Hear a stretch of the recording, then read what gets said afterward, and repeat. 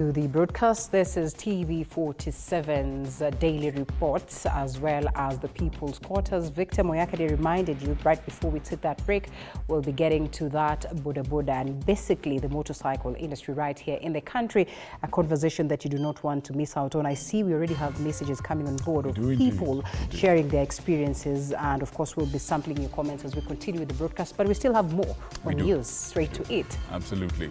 And as education remains a fundamental pillar for societal growth and the well-being of a civilization, it is evident that many children still struggle in their quest for education, with teachers facing escalating challenges, of course, across the board. Yes, indeed. Baringo County exemplifies this reality of ASAL, that is the arid and semi-arid areas or lands, regions where children make do with whatever, or actually children make do with whatever educational resources are available for them.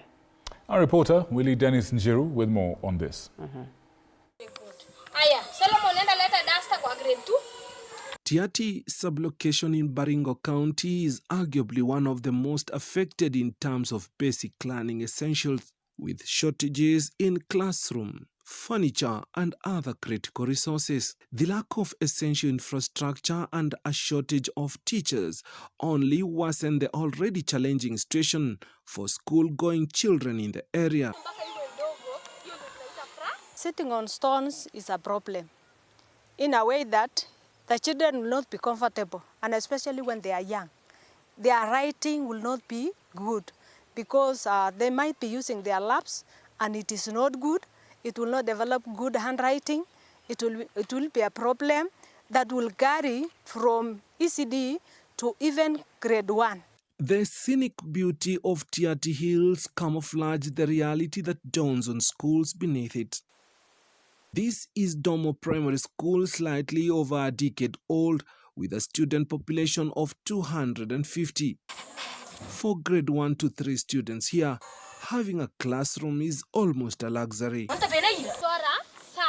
They endure dusty winds and the intense heat beneath the trees, with stones serving as their only makeshift seats. We don't have the many schools in Tirioko, specifically Tirioko, have no chairs. You'll find many people sitting on the floor, and it is very difficult for a child to concentrate when he cannot, when he's not at a comfort zone. And even some share one desk. Around 6 people share one desk. For the teachers, the situation is even more deplorable.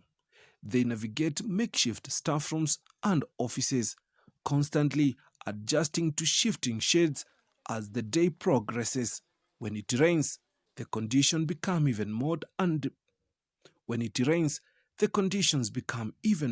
unbearable. Kwa ECD centers, challenge kubwa ni walimu. Kuna shule ambayo hana walimu wawili ama hawana walimu wote ya ECD. Shule mengine kuna walimu wawili, shule mengine kuna moja na ingine hakuna. Learning is a nightmare in this institution, which has only 4 TSC teachers to cater for the needs of the pupils in ECD to grade 6. The teacher shortage prompting recruitment of Form 4 leavers to mitigate the gap. Few teachers we have, some are not trained, but they are doing much work.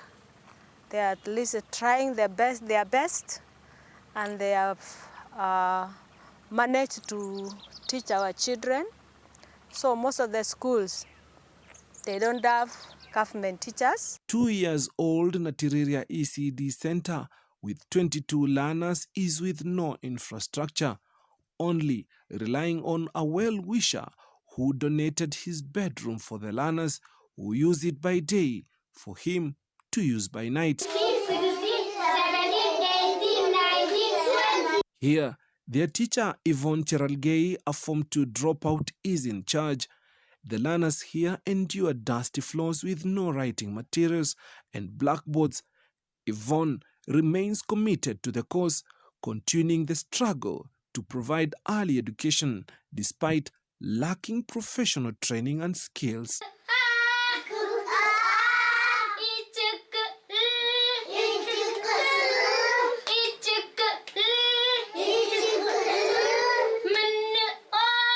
Ambositit School further shows the challenges as grade 4 and 5 students are forced to learn in makeshift structures, adding to the already difficult conditions faced by the community. Tiaty has a total of 44 ECD teachers, but 25 of these schools lack teachers. Instead, volunteers step in, teaching under the trees with portable blackboards, striving to deliver lessons despite the challenging circumstances. For TV47, I'm Willie Dennis Njiro.